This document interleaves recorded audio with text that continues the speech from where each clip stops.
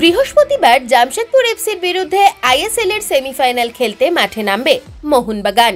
কিন্তু সেই ম্যাচের আগে সবুজ মেরুন শিবিরে দুই ফুটবলারের চোট চিন্তায় রেখেছে হোসে মলিনাকে।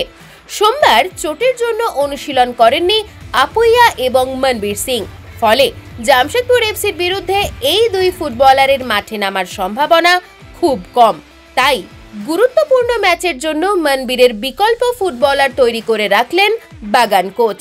মাঝ মাঠে আপুইয়ার পরিবর্তে অনিরুদ্ধ থাপা এবং দীপক টাংরিকেই খেলানোর সম্ভাবনা বেশি, আর ডান প্রান্তে মনবীরের পরিবর্তে সাহাল আব্দুল সামাদ।